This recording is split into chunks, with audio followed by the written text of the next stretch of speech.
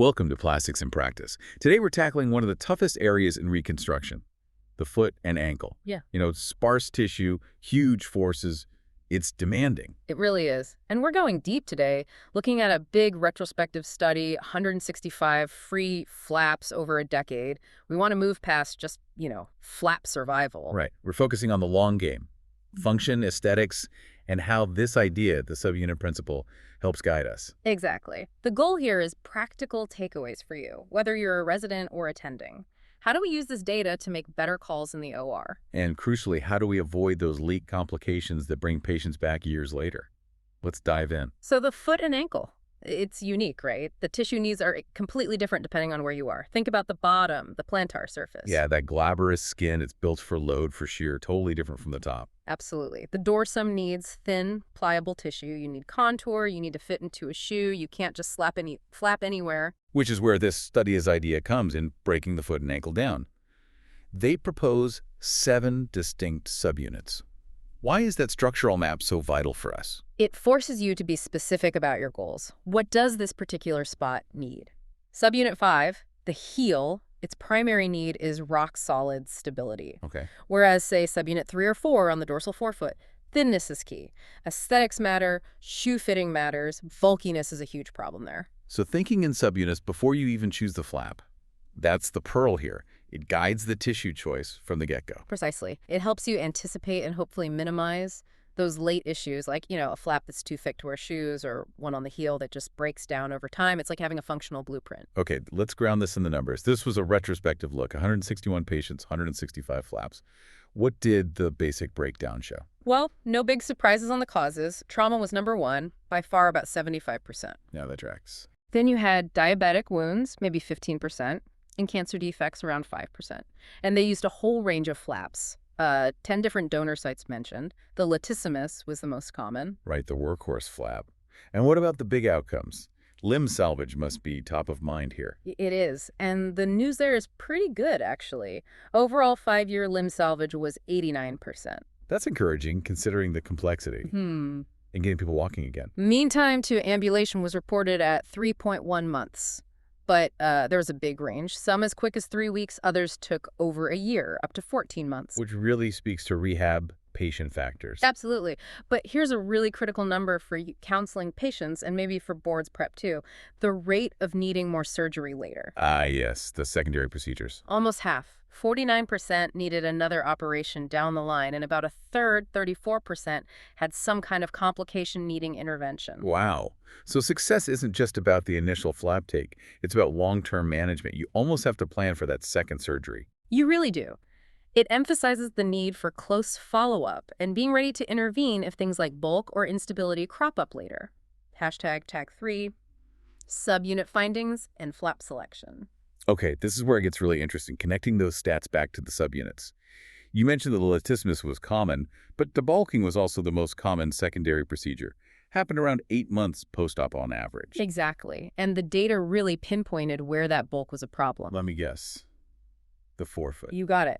Flaps covering the forefoot subunits 2, 3, and 4 were significantly more likely to need debulking compared to flaps on the hindfoot or ankle, like subunits 5, 6, 7. So that really hammers home the point about flap choice for the top of the foot and the ankle area subunits 3, 4, 6, 7. You need thin, pliable tissue. Right. The study mentions options like lateral arm, radial forearm, scapular fasciocutaneous flaps, or maybe a thinned ALT perforator flap, something that won't interfere with shoes. Okay, so we've tackled bulk.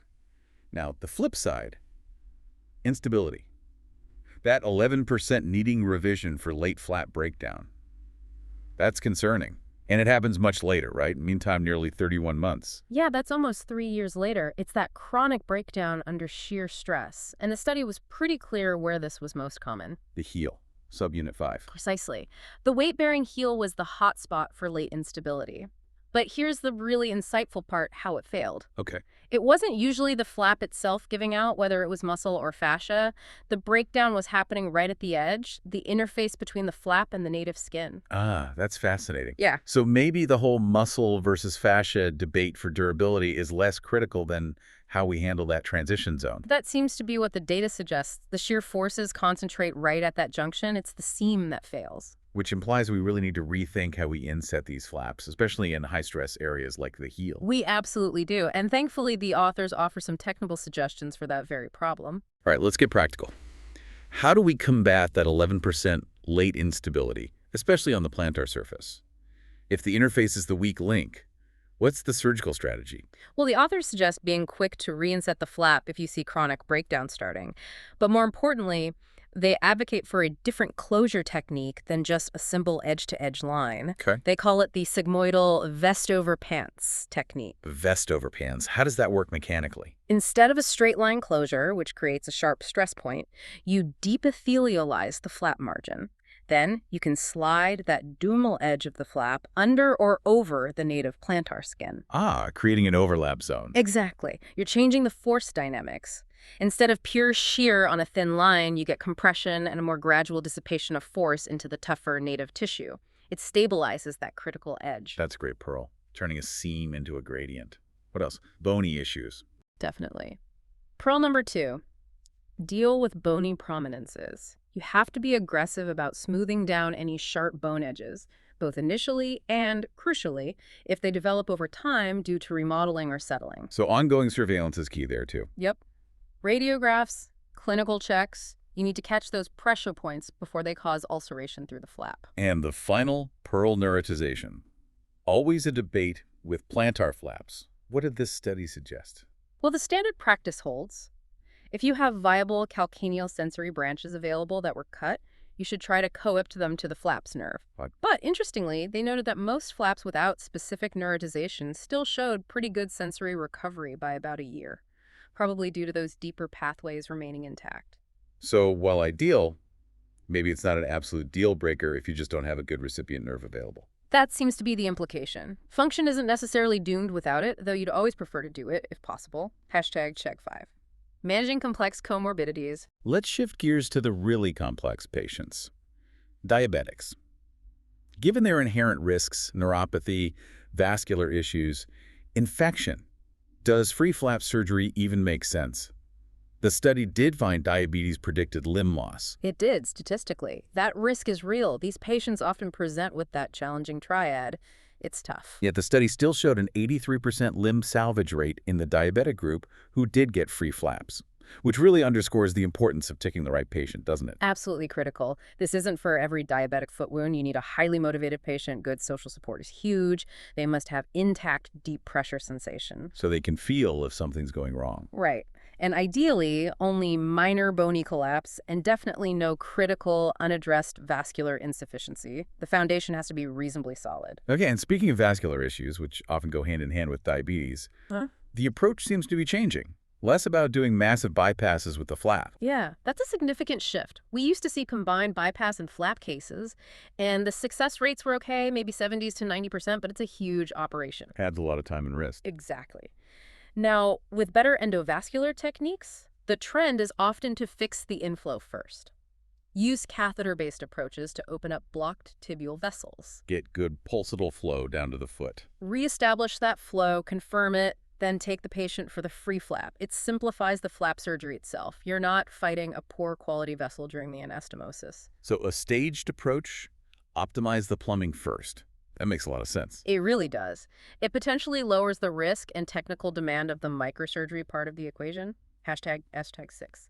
Clinical takeaways and recap. All right, let's boil this down. What are the key clinical takeaways for everyone listening to put into practice? Number 1 seems clear. Use that subunit principle. Think about the specific functional need, thin and pliable for the top. Subunits 3, 4, 6, 7. Durable and stable for the bottom, especially the heel, subunit 5. Let that guide your flap choice. Absolutely. Takeaway 2. Watch out for late instability, particularly at the heel. Remember, it's often that flap skin interface. Seriously, consider using that sigmoidal vest over pants closure for plantar reconstructions to manage shear. Got it. And number 3, be realistic with patients up front. Nearly half, 49%, will likely need another surgery later, usually debulking, especially if the flap is on the forefoot, subunits 2, 3, 4.